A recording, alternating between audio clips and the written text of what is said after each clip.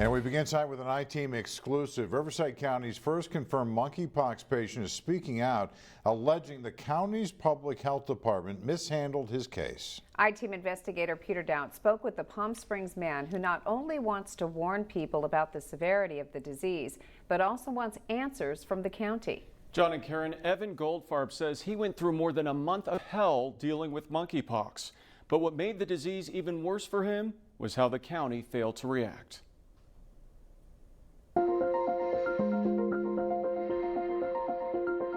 This was the least pleasant illness I have ever had in my life. Evan Goldfarb says he is finally feeling better after becoming Riverside County's first confirmed monkeypox patient. The 56-year-old traveled to Spain in early June. Towards the end of the trip, he began to realize something was wrong.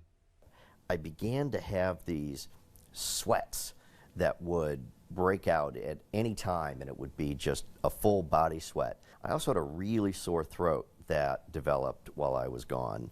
Soon after returning home to Palm Springs, Goldfarb says his symptoms became worse. I had lesions, which was a nightmare.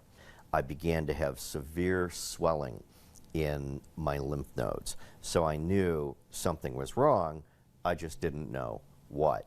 He says he immediately went to his doctor at Eisenhower Health, who told him the lesions looked atypical. The doctor then tested him for a number of possible diseases, but everything came back negative. At the time, monkeypox was not even a consideration. It's so rare that it's hard to imagine that you potentially could be one out of, only 500 cases in the United States thus far. What I didn't know at the time was that while I was in Madrid, there had been a breakout with about 185 cases that week that I was there. Once monkeypox began to appear in the headlines with images of lesions similar to his, Goldfarb says both he and his doctor took notice. So they contacted Riverside County's public health department for testing. The county did not respond for a full 24 hours. They didn't even acknowledge a phone call or an email in regards to my case. Meanwhile, Goldfarb says he continued getting sicker. I not only had the lesions, I had night sweats that were so significant it caused me to have to go sleep in another bedroom because the sheets were just absolutely soaked, along with fever, along with headache, along with body ache. And I was that close, phone in hand, to calling 911 because I just didn't think I could make it with how I felt.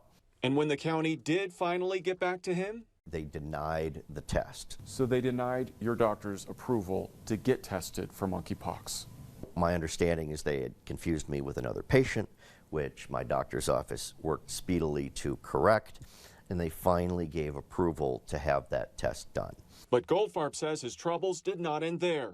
A few days after that test was submitted to the county, the message was, hey, we have to do it again with another county.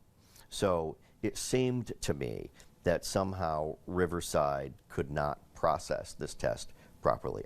So another test was conducted through San Bernardino County, and the results quickly came back. He was presumed positive for monkeypox. That meant he had to do another set of tests to finalize the results with the CDC. Weeks later, and still feeling sick, Goldfarb waited for an answer. But then he finally got it in a very unexpected way. And I was watching KESQ Evening News one night, and the lead story was Riverside County and the Centers for Disease Control are confirming the first monkeypox case here in the Coachella Valley. And I was like, wait, what? Is that me? He says days later, the county confirmed it was in fact him. It wasn't anything new or surprising, but I certainly wanted to know the outcome. Goldfarb says he then reached out to the county to try to get vaccinated for monkeypox, hoping it would help with his symptoms. He spoke briefly on the phone with the county's Director of Disease Control, Barbara Cole. I said, hi, this is who I am, and this is why I'm calling. And she said, oh, I can't talk to you right now. I will call you back. Click. And she never did. How frustrating has all this been for you? I think it is a combination of either incompetence or negligence or both. We reached out to the county with a detailed list of Goldfarb's claims. A spokesman sent us a statement which reads in part, because of privacy concerns, Riverside County Public Health is prohibited from speaking about individual cases or patients.